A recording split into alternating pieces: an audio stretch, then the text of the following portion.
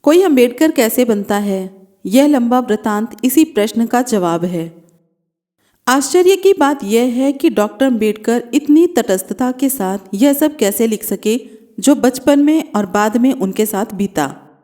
आज हम सब डॉक्टर अम्बेडकर को जानते हैं, पर इसका एहसास कम ही लोगों को है कि इतने प्रभावशाली और काबिल होने के बाद भी सिर्फ महार परिवार में जन्म होने के कारण उन्हें कैसी कैसी परिस्थितियों का सामना करना पड़ा था। एक बार तो वे मरते मरते भी बचे थे। भारतीय संविधान ने अछूतपन को खत्म कर दिया है, पर देश के बहुत से हिस्सों में आज भी वही कानून चल रहा है जो दलित को सार्वजनिक कुएं या तालाब से पानी पीने को रोकता है। जय भीम, नमो बुद्धाय। आज फिर से आपके लिए लेकर आए हैं एक छोटी सी जानकारी बाबा साहेब डॉक्टर भीमराव अंबेडकर के बारे में। भारत के विश्वविद्यालयों में डॉक्टर अंबेडकर की ऐसी कोई भी किताब शायद नहीं पढ़ाई जाती, पर उनकी पुस्तिका वेटिंग फॉर वीज़ा संयुक्त राज्य अमेरिका के कोलंबिया विश्वविद्यालय के पाठ्यक्रम में शामिल हैं। पुस्तिका के संपादक प्रोफेसर फ्रांसिस डब्ल्यू प्रिटचेंट ने आंतरिक साक्ष्यों के आधार पर अनुमान लगाया है कि यह 1935 या 1936 की रचना है। वेटिंग फॉर वीज़ा का प्रकाशन पहल पीपुल्स एजुकेशन सोसाइटी द्वारा 1990 में हुआ था। डॉक्टर अम्बेडकर की पांडुलिपि भी वहीं उपलब्ध है। विदेश में लोगों को छुआछूत के बारे में पता तो है, लेकिन इससे वास्तविक सामना नहीं पड़ने के कारण वे ये नहीं जान सकते कि दरअसल यह प्रथा कितनी दमनकारी है। उनके लिए यह समझ पाना मुश्किल है कि बड़ी संख्या में हिंदुओं के गांव के एक किनारे कुछ अछूत रहते हैं। हर रोज गांव का मैला उठाते हैं, हिंदुओं के दरवाजे पर भोजन की भीख मांगते हैं। हिंदू बनिए की दुकान से मसाले और तेल खरीदते वक्त कुछ दूरी पर खड़े होते हैं। गांव को हर महीने में अपना मानते हैं और फिर भी गांव के किसी भी सामान को छूते नहीं या उसे अपनी परछाई से भी दूर रखते हैं। अछूतों के प्रति ऊंची जाति के हिंदुओं के व्यवहार को बताने का बेहतर तरीका क्या हो सकता है? इसके दो तरीके हो सकते हैं। पहला, सामान्य जानकारी दी जाए, या फिर दूसरा, अछूतों के साथ व्यवहार के कुछ मामलों का वर्णन किया जाए। तो यहाँ पर बाबा साहेब को लगा कि दूसरा तरीका ही ज़्यादा कारगर होगा। इन उदाहरणों में कुछ उनके अपने अनुभव हैं तो कुछ दूसरों के अनुभव। बाबा साहेब अपने साथ हुई घटनाओं के जिक्र से शुरुआत करते हैं। वो लिखते हैं, बचपन में दुस्वप्न बनी कोरे गांव की यात्रा। बाबा साहेब लिखते हैं, हमारा परिवार मूल रूप से बॉम्बे प्रेसिडेंट के रत्नागिरी जिले में स्थित डापोली तालुके का निवासी है। ईस्ट इंडिया कंपनी का राज शुरू होने के साथ ही मेरे पुरखों ने अपना वंशानुगत धंधे को छोड़कर कंपनी की फौज में भर्ती हो गए। मेरे पिता ने भी परिवार की परंपरा के मुताबिक फौज में नौकरी कर ली।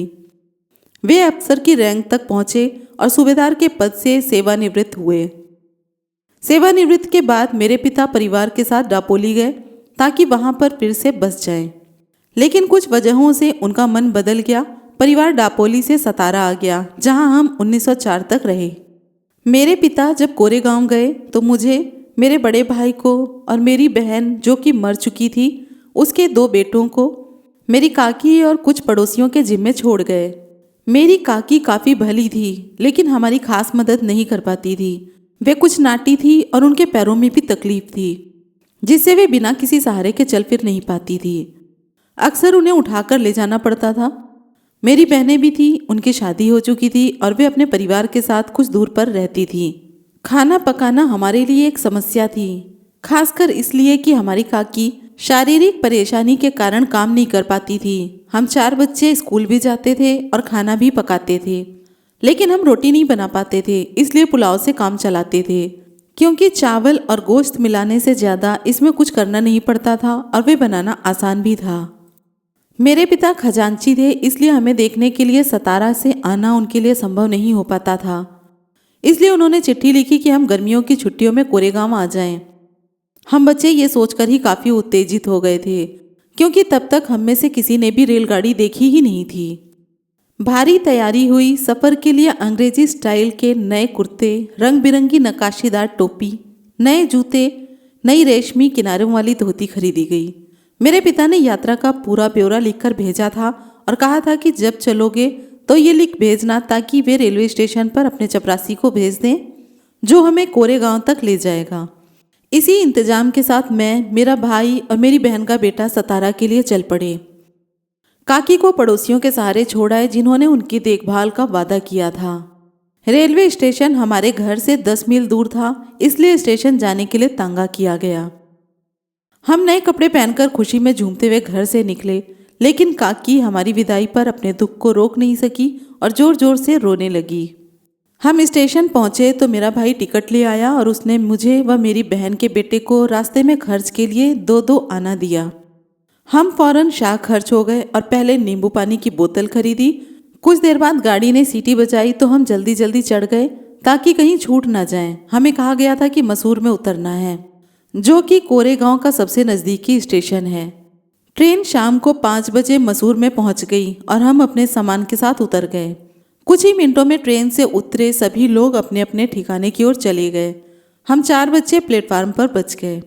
हम अपने पिता या उनके चपरासी का इंतजार कर रहे थे। काफ़ी देर बाद भी कोई नहीं आया। घंटा भर बीतने लगा तो स्टेशन मास्टर हमारे पास आया। उसने हमारा टिकट देखा और पूछा कि तुम लोग यहाँ क्यों रुके हो। हमने उन्हें बताया कि हमें कोरेगांव जाना है और हम अपने पिता या उनके चपरासी का इंतजार कर रहे हैं। हम नहीं जानते कि कोरेगांव कैसे पहुंचेंगे। हमने कपड़े लत्ते अच्छे पहने हुए थे और हमारी बातचीत से भी कोई नहीं पकड़ सकता था कि हम अछूतों के बच्चे हैं। इसलिए स्टेशन मास्टर को यकीन हो गया था कि हम ब्राह्मणों के बच्चे हैं। वे हमारी परेशानी से काफ़ी दुखी हुए। लेकिन हिंदुओं में आमतौर पर होता है। स्टेशन मास्टर पूछ बैठा कि हम कौन हैं। मैंने बिना कुछ सोचे समझे तपाक से कह दिया कि हम महार हैं। बम्बई प्रेसिडेंट में महार अछूत माने जाते हैं। वो दंग हो गया। अचानक उसके चेहरे के भाव बदलने लगे। हम उसके चेहरे पर वितृष्णा का भाव साफ साफ देख सकते थे। वो फौरन अपने कमरे की ओर चला गया और हम वहीं पर खड़े रह गए। 20-25 मिनट बीत गए। सूरज डूबने ही वाला था। हम हैरान परेशान थे। यात्रा की शुरुआत वाली हमारी खुशी कापूर हो चुकी थी। हम उदास हो गए। करीब आधे घंटे बाद स्टेशन मास्टर लौटा और उसने आकर हमसे पूछा कि तुम लोग क्या करना चाहते हो। हमने कहा कि अगर कोई बैलगाड़ी किराए पर मिल जाए तो हम कोरेगांव चले जाएंगे और अगर बहुत दूर ना भी हो तो पैदल भी जा सकते हैं। वहाँ किराए पर जाने के लिए कई बैलगाड़ियाँ थी, लेकिन स्टेशन मास्टर से मेरा महार कहना गाड़ी वालों को सुनाई पड़ गया था और कोई भी अछूत को ले जाकर अपवित्र होने को तैयार नहीं था। हम दुगना किराया देने को भी तैयार थे, लेकिन पैसों का लालच भी काम नहीं कर रहा था। हमारी ओर से बात कर रहे स्टेशन मास्टर को समझ में नहीं आ रहा था कि क्या करे। अचानक उसके दिमाग में कोई बात आई और उसने हमसे पूछा, क्या तुम लोग गाड़ी हाँक सकते हो। हम फौरन बोल पड़े, हाँ हम गाड़ी हाँक सकते हैं। यह सुनकर वह गाड़ी वालों के पास गया और उनसे कहा कि तुम्हें दोगुना किराया मिलेगा और गाड़ी वे खुद चलाएंगे। गाड़ीवान खुद गाड़ी के साथ साथ पैदल चलता रहेगा। एक गाड़ीवान राजी हो गया। उसे दूना किराया मिल रहा था और वह अपवित्र होने से भी बचा रहेगा। शाम करीब 6:30 बजे हम चलने को तैयार हुए, लेकिन हमारी चिंता यह थी कि यह आश्वस्त होने के बाद ही स्टेशन छोड़ा जाए कि हम अंधेरे से पहले कोरेगांव पहुंच जाएंगे। हमने गाड़ीवान से पूछा कि कोरेगांव कितनी दूर है और कितनी देर में पहुंच जाएंगे। उसने बताया कि 3 घंटे से ज़्यादा नहीं लगेगा। उसकी बात पर यकीन करके हमने अपना सामान गाड़ी में रखा और स्टेशन मास्टर को शुक्रिया कह के गाड़ी में चढ़ गए। हम में से एक ने गाड़ी संभाली और हम चल पड़े। गाड़ीवान बगल में पैदल चल रहा था। स्टेशन से कुछ दूर पर एक नदी थी, बिल्कुल सूखी हुई थी। उसमें कहीं कहीं पानी के छोटे छोटे गड्ढे थे। गाड़ीवान ने कहा हमें यहाँ रुककर खाना खा लेना चाहिए, वरना रास्ते में कहीं पानी नहीं मिलेगा। हम राजी हो गए। उसने किराए का एक हिस्सा मांगा ताकि बगल के गांव में जाकर खाना खाया आए। मेरे भाई ने उसे कुछ पैसे दे दिए और वह जल्दी आने का वादा करके चला गया। हमें भूख लगी थी। काकी ने पड़ोसी औरतों से हमारे लिए रास्ते के लिए कुछ अच्छा भोजन बनवा दिया था। हमने टिफिन बॉक्स खोला और खाने लगे। अब हमें पानी चाहिए था। हम में से एक नदी वाले पानी के गड्ढे की ओर गया, लेकिन उसमें से तो गाय और बैल के गोबर और पेशाब की बदबू आ रही थी। पानी के बिना हमने आधे पेट ही खाकर टिफिन बंद कर दिया और गाड़ीवान का इंतजार करने लगे। काफ़ी देर तक वह नहीं आया। हम चारों ओर उसे देख रहे थे।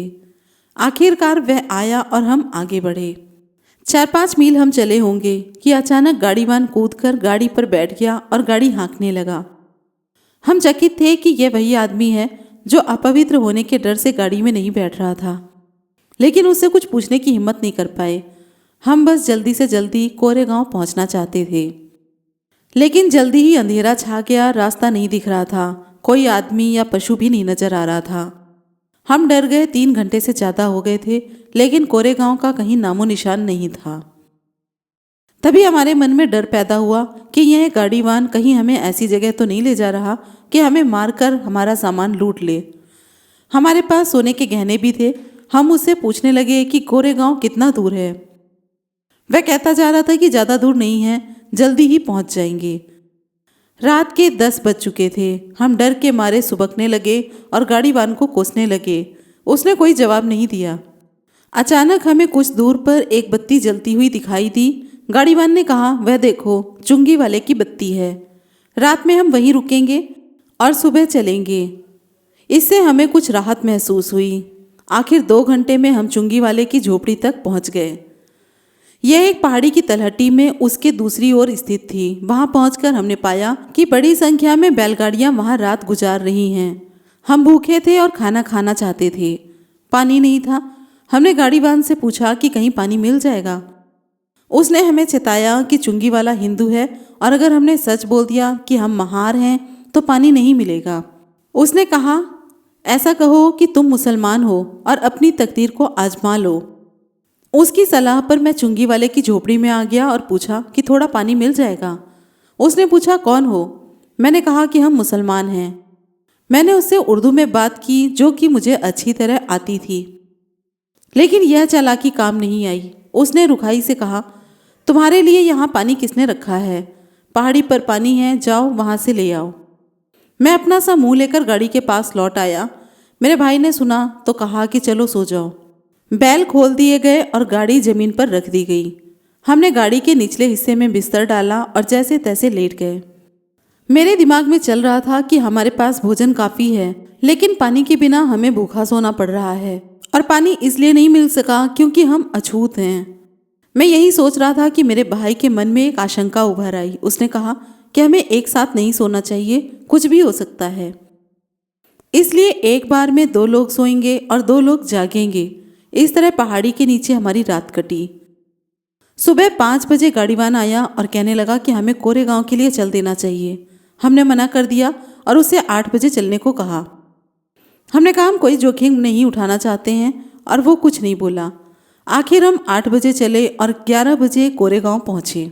मेरे पिता हम लोगों को देखकर हैरान थे। उन्होंने बताया उन्हें हमारे आने की कोई सूचना नहीं मिली थी। हमने कहा कि हमने चिट्ठी भेजी थी। बाद में पता चला कि मेरे पिता के नौकर को चिट्ठी मिली थी, लेकिन वो उन्हें देना भूल गया था। इसके आगे बाबा साहेब कहते हैं कि इस घटना की मेरे जीवन में काफ़ी अहमियत है। मैं तब 9 साल का था। इस घटना की मेरे दिमाग पर अमिट छाप पड़ी। इसके पहले भी मैं जानता था कि मैं अछूत हूँ और अछूतों को कुछ अपमान और भेदभाव सहना पड़ता है। मसलन स्कूल में मैं अपने बराबरी के साथियों के साथ नहीं बैठ सकता था। मुझे एक कोने में अकेले बैठना पड़ता था और मैं ये भी जानता था कि मैं अपने बैठने के लिए एक बोरा रखता था और स्कूल की सफाई करने वाला नौकर उस बोरे को नहीं छूता था क्योंकि मैं अछूत हूँ। मैं बोरा रोज घर लेकर जाता और अगले दिन फिर से लाता। स्कूल में मैं यह भी जानता था कि ऊंची जाति के लड़कों को जब प्यास लगती है तो वे मास्टर से पूछकर नल पर जाते हैं और अपनी प्यास बुझा लेते हैं।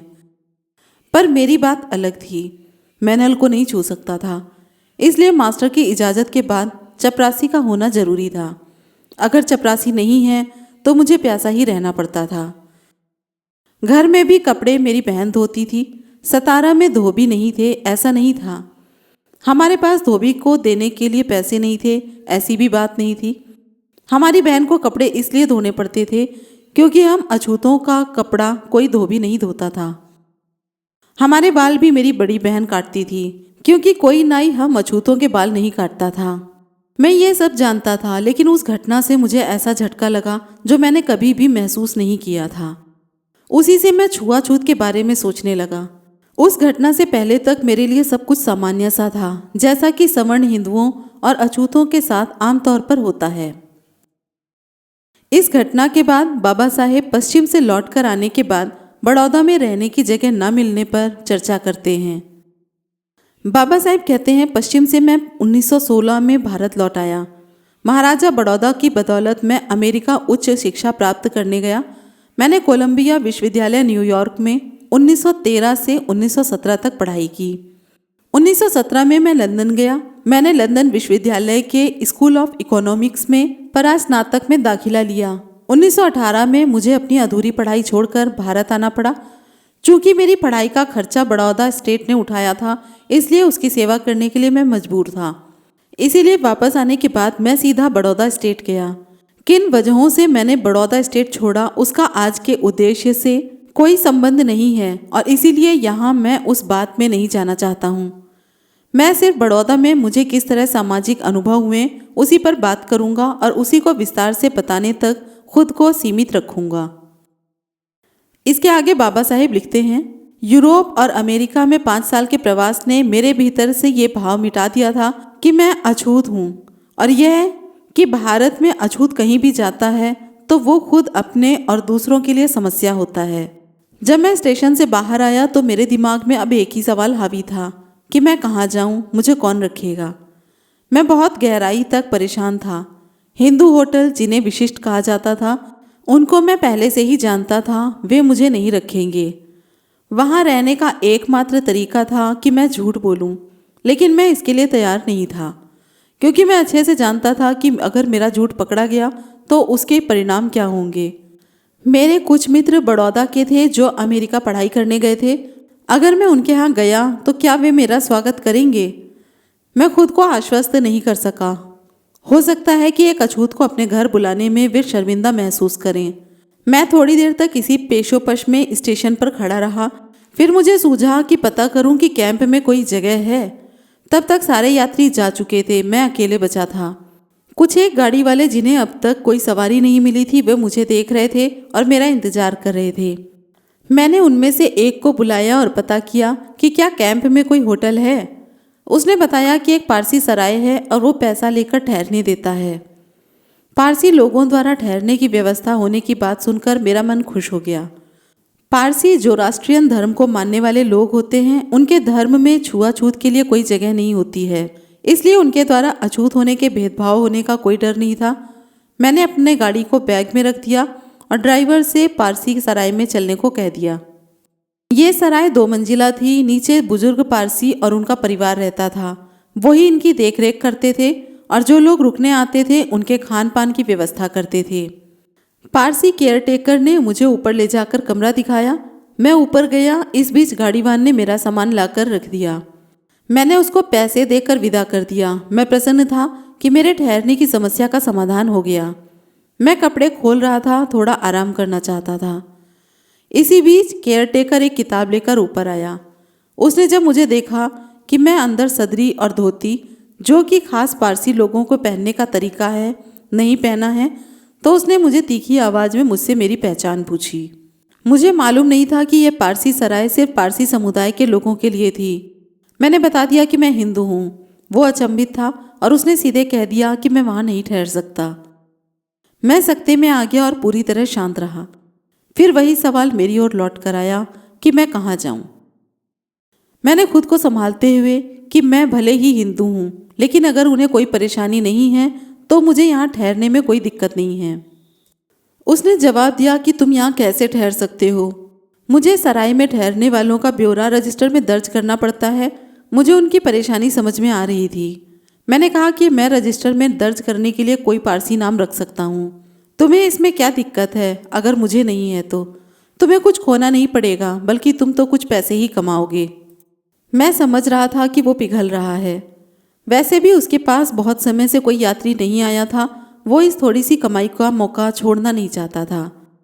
वो इस शर्त पर तैयार हो गया कि मैं उसको 1.5 रुपये ठहरने के और खाने के दूंगा और रजिस्टर में पारसी नाम लिखवाऊंगा। वो नीचे गया और मैंने राहत की सांस ली। समस्या का हल हो गया था। मैं बहुत खुश था, लेकिन तब तक मैं ये नहीं जानता था कि मेरी ये खुशी कितनी क्षणिक है।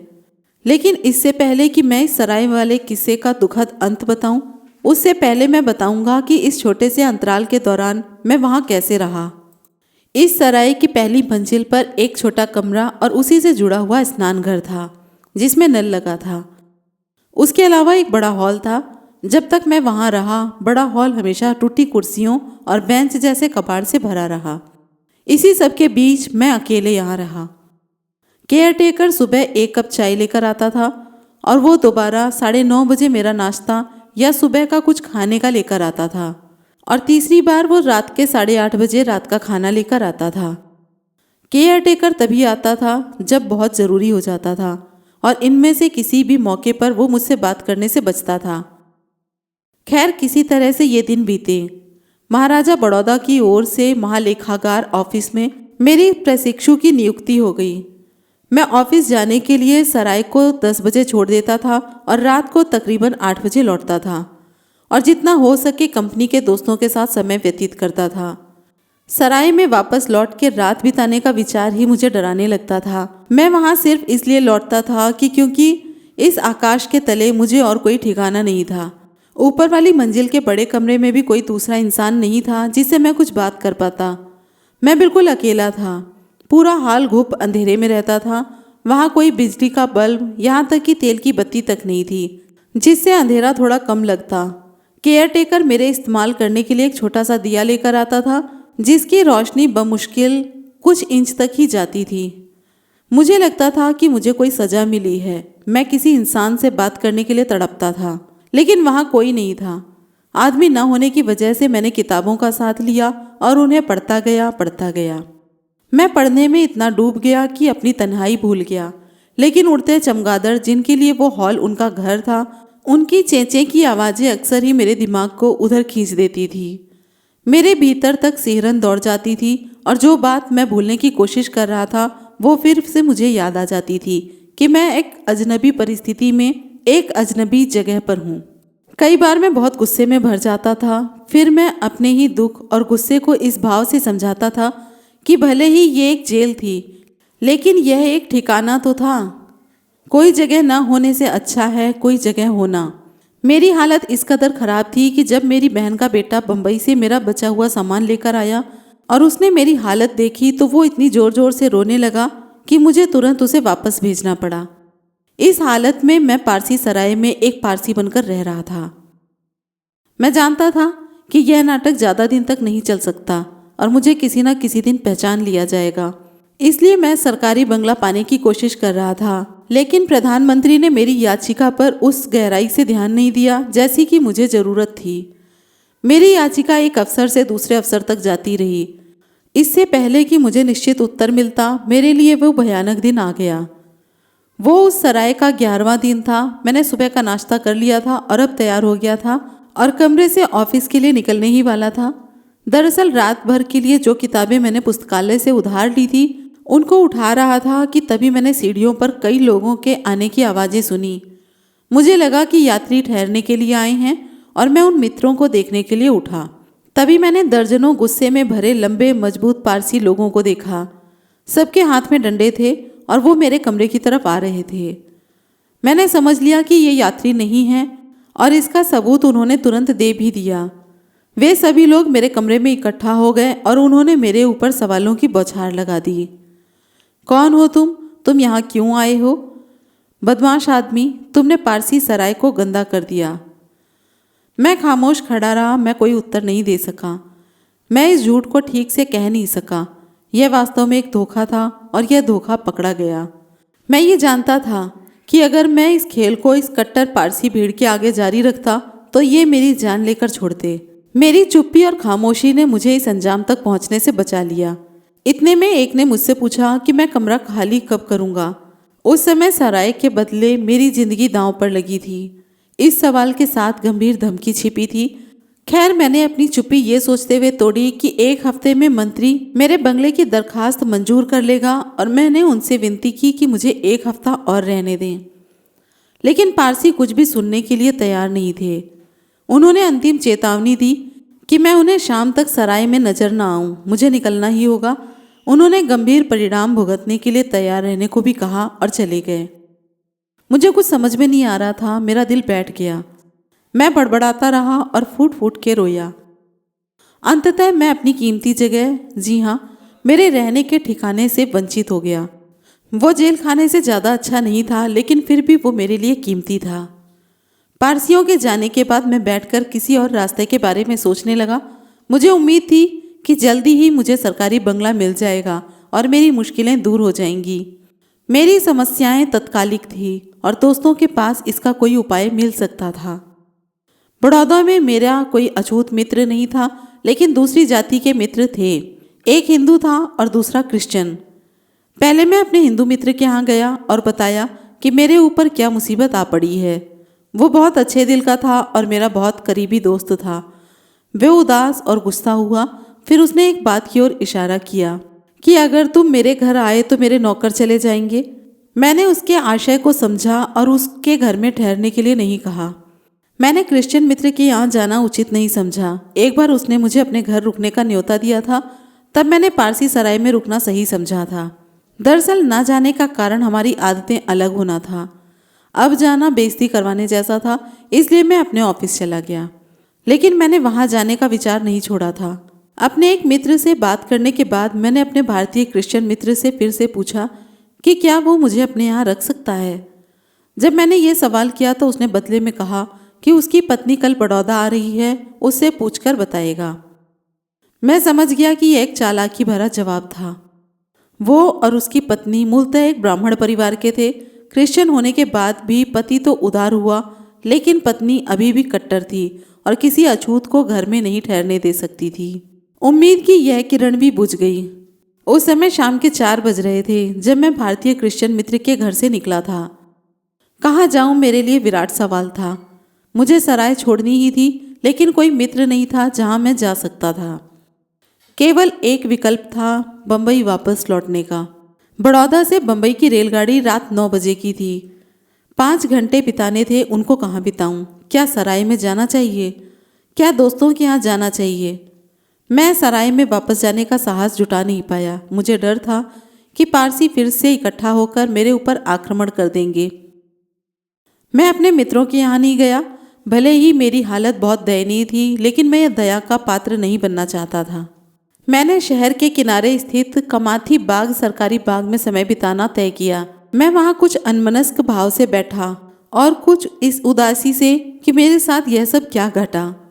मैंने अपने माता पिता के बारे में और जब हम बच्चे थे, जब खराब दिन थे, उनके बारे में सोचा।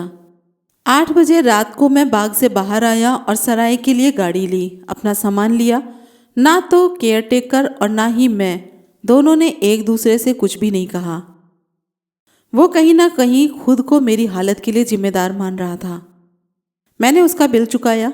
उसने खामोशी से उसको ले लिया और चुपचाप चला गया।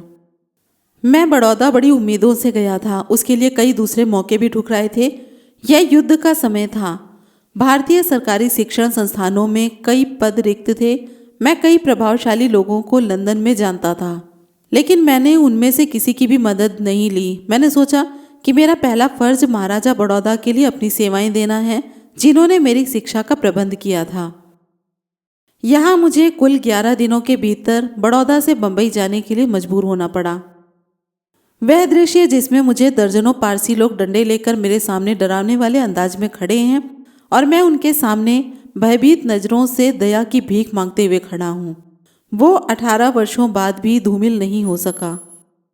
मैं जस का तस आज भी उसे याद कर सकता हूँ और कभी भी ऐसा नहीं हुआ कि उस दिन को याद ना किया हो और आंखों में आंसू ना आए हों। उस समय मैंने ये जाना कि जो आदमी हिंदुओं के लिए अछूत है, वो पारसियों के लिए भी अछूत है। इस घटना के बाद बाबा साहेब 40 गांव में आत्मसम्मान, गंवारपन और गंभीर दुर्घटना के बारे में लिखते हैं। वो कहते हैं कि यह बात 1929 की है। बंबई सरकार ने दलितों के मुद्दे की जांच के लिए एक कमेटी गठित की। मैं उस कमेटी का एक सदस्य मनोनीत हुआ। इस कमेटी को हर तालुके में जाकर अत्याचार, अन्याय और अपराध की जांच करनी थी, इसलिए कमेटी को बांट दिया गया। मुझे और दूसरे सदस्य को खानदेश के 2 जिलों में जाने का कार्यभार मिला। मैं और मेरे साथी काम खत्म करने के बाद अलग अलग हो गए। वो किसी हिंदू संत को मिलने चला गया और मैं बंबई के लिए रेलगाड़ी पकड़ने के लिए निकल पड़ा। मैं धूलिया लाइन पर 40 गांव के एक गांव में एक कांड की जांच के लिए उतर गया। यहाँ पर हिंदुओं ने अछूतों के खिलाफ सामाजिक बहिष्कार किया हुआ था। 40 गांव के अछूत स्टेशन पर मेरे पास आ गए। और उन्होंने अपने यहाँ रात रुकने का अनुरोध किया। मेरी मूल योजना सामाजिक बहिष्कार की घटना की जांच करके सीधे जाने की थी, लेकिन वो लोग बहुत इच्छुक थे और मैं वहाँ रुकने के लिए तैयार हो गया। मैं गांव जाने के लिए धुलिया की रेलगाड़ी में बैठ गया और घटना की जांच की और अगली रेल से 40 गांव वापस आ गया। मैंने देखा कि 40 गांव स्टेशन पर अछूत दलित मेरा इंतजार कर रहे हैं। मुझे फूलों की माला पहनाई। स्टेशन से महारवाड़ा अछूतों का घर 2 मील दूर था। वहां पहुंचने के लिए एक नदी पार करनी पड़ती थी, जिसके ऊपर एक नाला बना था। स्टेशन पर कई घोड़ा गाड़ी किराए पर जाने के लिए उपलब्ध थी। महारवाड़ा पैदल की दूरी पर था। मैंने सोचा कि सीधे महारवाड़ा जाएंगे, लेकिन उस ओर कोई हलचल नहीं हो रही थी। मैं समझ नहीं पाया कि मुझे इंतजार क्यों करवाया जा रहा था। तकरीबन 1 घंटा इंतजार करने के बाद प्लेटफॉर्म पर एक घोड़ा गाड़ी लाई गई और मैं बैठा। मैं और चालक, गाड़ी पर सिर्फ 2 लोग थे। दूसरे लोग नज़दीक वाले रास्ते से पैदल चले गए। तांगा मुश्किल से 200 गज चला होगा कि एक गाड़ी से तकरीबन भिड़ गया। मुझे बड़ी हैरत हुई, क्योंकि चालक, जो कि रोज ही तांगा चलाता होगा, इतना नौसिखिया जैसा चला रहा था। यह दुर्घटना इसलिए टल गई कि पुलिस वाले के जोर से चिल्लाने से कार वाले ने गाड़ी पीछे कर ली। खैर, हम किसी तरह नदी पर बने नाले की तरफ आ गए। उस पुल के किनारों पर कोई दीवार नहीं थी। कुछ पत्थर 10-5 फीट की दूरी पर लगाए गए थे। जमीन भी काफी पथरीली थी और नदी पर बना नाला शहर की ओर था, जिधर से हम लोग आ रहे थे। नाले से सड़क की ओर एक तीखा मोड़ लेना था। नाले के पत्थर के पास घोड़ा सीधे न जाकर तेजी से मुड़ गया और उछल पड़ा। तांगे के पहिए किनारे लगे पत्थरों पर इस तरह फंस गए कि मैं उछल पड़ा और नाले की पथरीली जमीन पर गिर पड़ा। घोड़ा और गाड़ी नाले से सीधे नदी में जा गिरे। मैं इतनी तेज गिरा कि अचेत हो गया। महारवाड़ा नदी के ठीक उस पार था। जो लोग स्टेशन पर मेरा स्वागत करने आए थे, वे मुझसे पहले पहुंच गए थे। मुझे उठाकर रोते बिलखते बच्चों और स्त्री पुरुषों के बीच से महारवाड़ा ले जाया गया। मुझे कई चोटें आई थी। मेरा पैर टूट गया था, जिसके बाद मैं कई दिनों तक चल फिर नहीं पाया। मैं समझ नहीं सका कि ये सब कैसे हुआ। तांगा रोज उसी रास्ते से आता जाता था और चालक से कभी इस तरह की गलती नहीं हुई। पता करने पर मुझे सच्चाई बताई गई। स्टेशन पर देर इसलिए हुई क्योंकि कोई गाड़ीवान अछूत को अपनी गाड़ी में लाने के लिए तैयार नहीं था। ये उनकी शान के खिलाफ था। महार लोग ये बर्दाश्त नहीं कर सकते थे कि मैं उनके घर तक पैदल लाऊं। ये उनके लिए मेरी शान के खिलाफ था। उन्हें बीच का रास्ता मिला। वो बीच का रास्ता था कि तांगे का मालिक अपना तांगा किराए पर देगा, लेकिन खुद नहीं चलाएगा। महार लोग तांगा ले सकते थे। महारों ने सोचा कि यह सही रहेगा, लेकिन वो भूल गए कि सवारी की गरिमा से ज़्यादा उसकी सुरक्षा महत्वपूर्ण है। अगर उन्होंने इस पर सोचा होता तो वो भी देखते कि क्या वो ऐसा चालक ढूंढ सकते हैं जो सुरक्षित पहुंचा पाए। सच तो ये था कि उनमें से कोई भी गाड़ी चलाना नहीं जानता था, क्योंकि ये उनका पेशा नहीं था। उन्होंने अपने में से किसी से गाड़ी चलाने के लिए पूछा। एक ने गाड़ी की लगाम यह सोचकर थाम ली कि इसमें कुछ नहीं रखा, लेकिन जैसे ही मुझे उसमें बैठाया गया, वो इतनी बड़ी जिम्मेदारी के बारे में सोचकर नर्वस हो गया और गाड़ी उसके काबू से बाहर हो गई। मेरी शान के लिए 40 गांव के महार लोगों ने मेरी जिंदगी दांव पर लगा दी। उस वक्त मैंने जाना कि एक हिंदू तांगे वाला, भले ही वो खटने का काम करता हो, उसकी एक गरिमा है। वह खुद को एक ऐसा इंसान समझ सकता है जो किसी अछूत से ज़्यादा ऊंचा है। इससे भी कोई फर्क नहीं पड़ता कि वो अछूत सरकारी वकील है। इस घटना के बाद बाबा साहेब दौलताबाद के किले में पानी को दूषित करने की घटना का जिक्र करते हैं।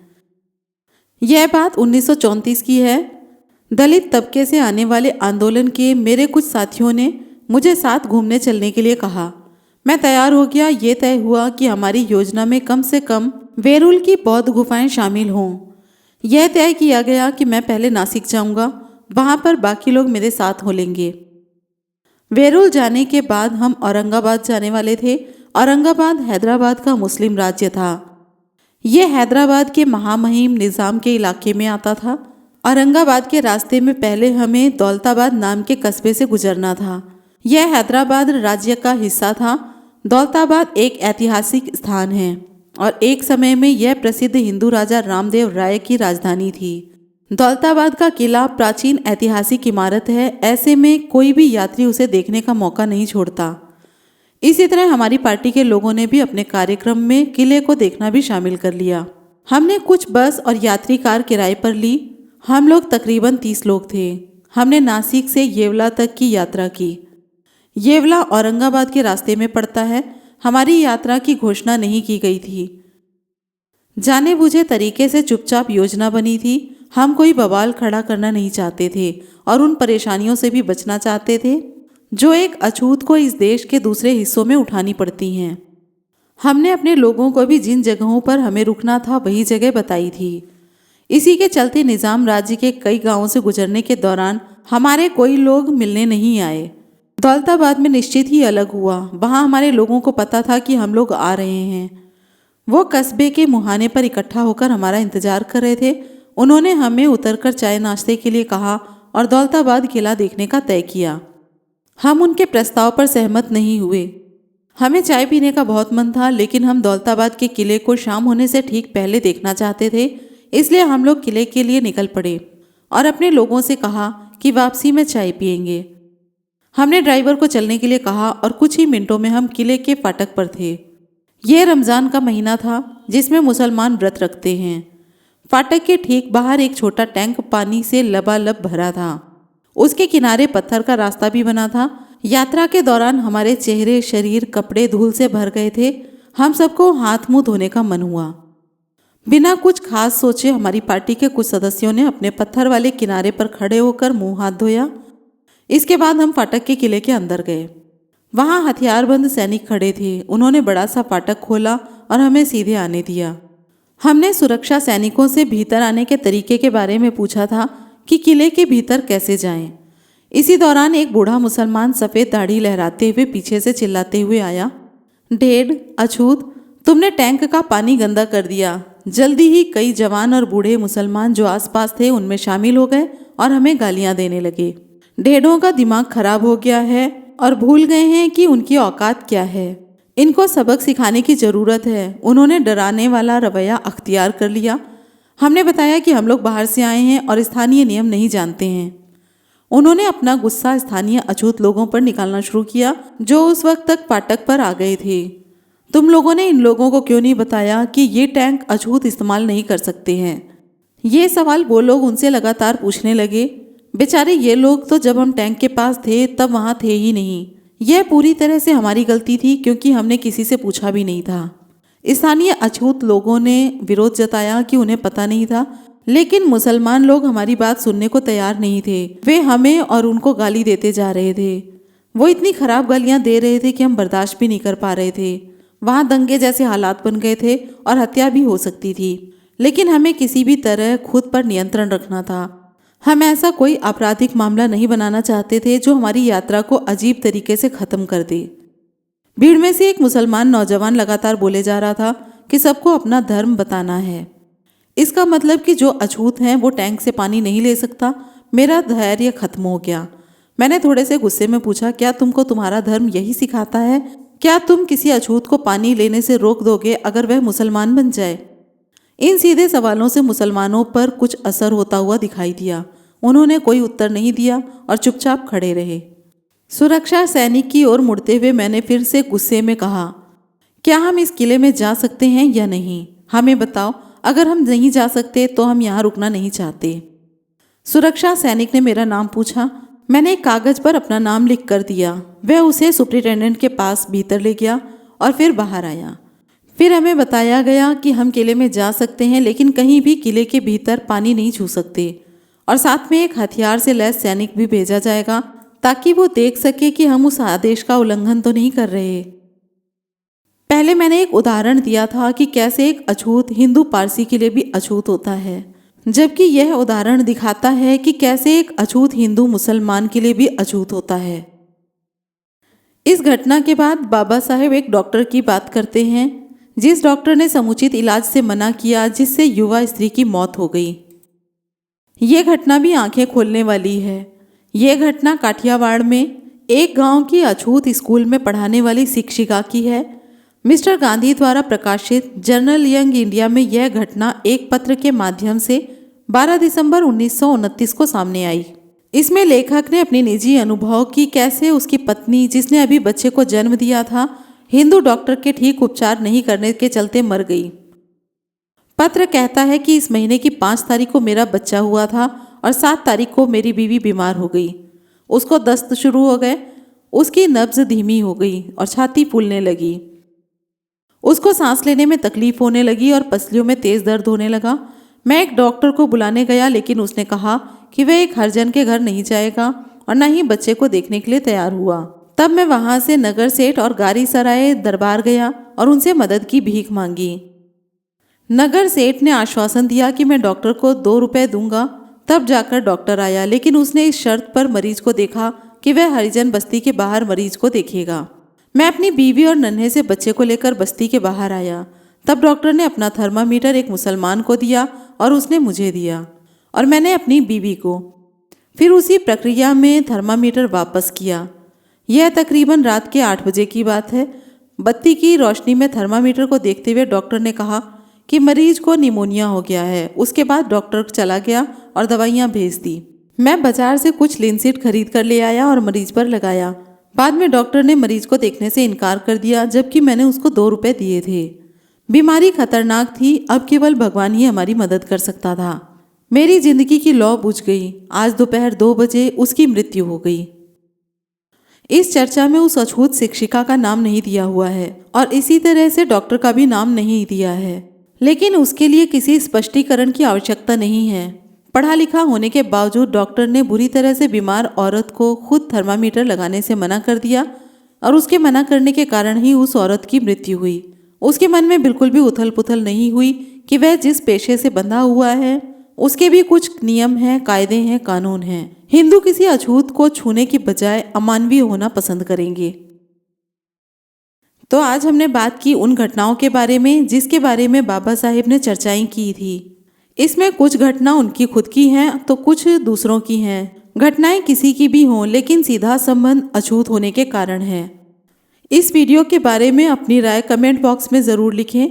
वीडियो पसंद आ रही हो तो लाइक कमेंट शेयर करना ना भूलें। चैनल को सब्सक्राइब करें। फिर मिलेंगे अगले वीडियो में। जय भीम, नमो बुद्धाय, जय संविधान।